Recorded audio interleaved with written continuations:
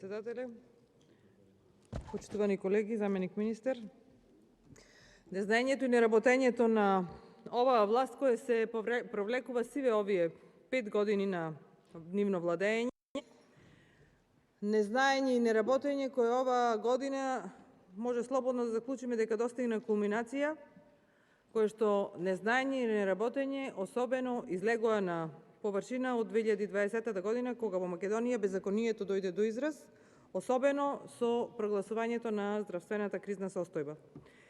Еве дојде денот да се разгледува завршната сметка на буџетот на Република Македонија за 2020 година, замислете на 9.3.2022 година.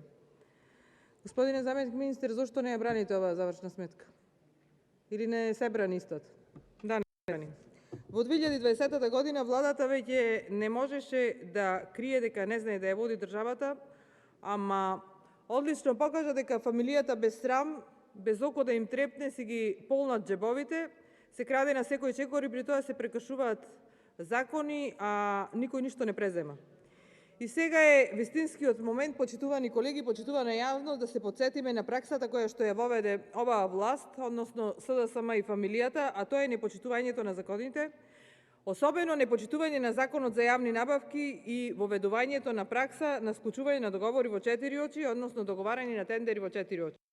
Ќе се задржам на периодот 1 јануари-јуни 2020 година, зашто и претходно сум зборувала, но како и за се друго, најверојатно џабе си зборуваме ние тука, никој ништо не презема, затоа што во Република Македонија царува мафијата. Имено само во ова 6 месеци се склучени договори во 4 очи во вредност од 11 милиони евра. Секој четврти тендер е поништен, а на секој трет е доставена една или ниту една понуда. Во овој период имало 464 тендери, како што кажав, во вредност од 11 милиони евра, кои во 4 очи биле договорени само во првите 6 месеци од 2020 година.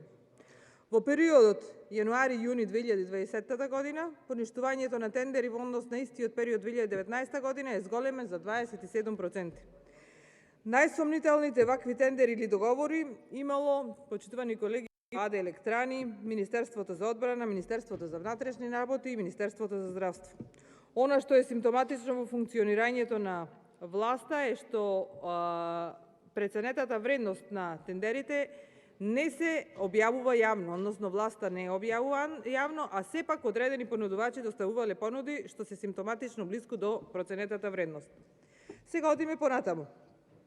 Во второто полугодие на 2020 година поништувањето на тендерите уште повеќе се зголемило и достигнува вредност од 33%, што е највисокото можно ниво во споредба со која и да било година претходно од осамостојувањето на Република Македонија.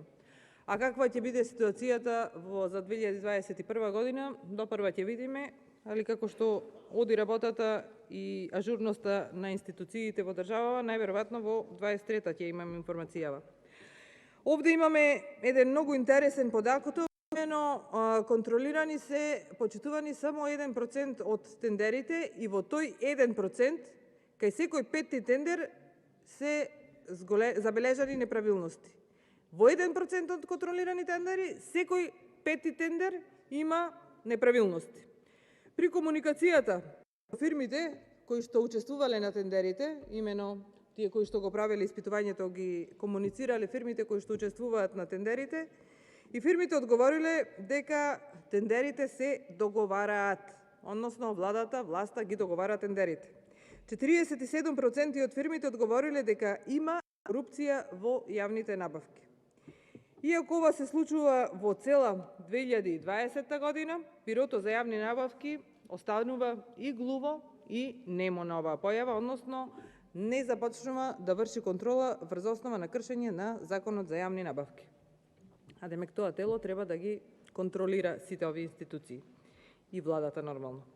И она за што е веќе јавна тања во сите општини во Република Македонија и карактеристика за рекетарите од власта е 30% од секој тендер. Имено, изведувачите за да си наплатат пари за тоа што сработиле, прво на рекетарите и на фамилијата треба да дадат 30% од секој тендер.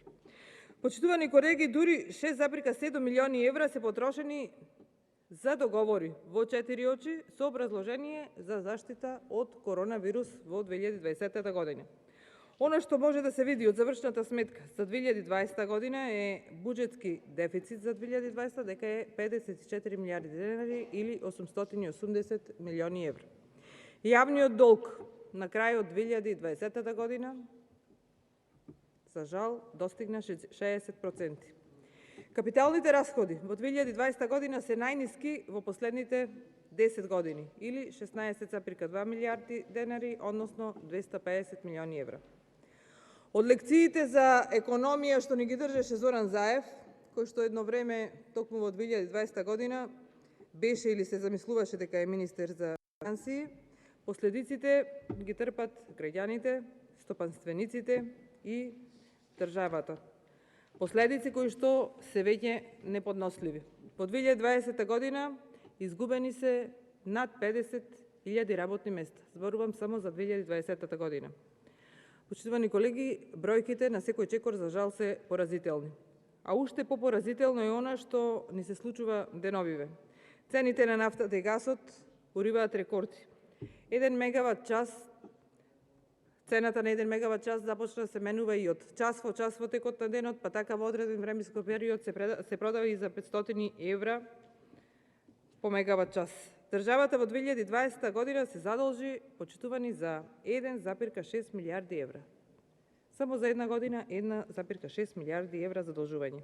Никој предходно, пред оваа власт од СДСМ, ДУИ, начело со Зоран Заев, не го успел ова што тие го успеа, односно да ја задолжат Република Македонија за една година во вредност задолжување од 1,6 милиарди евра. Останува, почитувани, неодговорено прашањето за кредитот и кој што го разгледавме овдека во собранието, точно во оваа сала, кој што го зеде владата од 90 милиони евра, тоест го зеде Министерството за труд и социјална политика.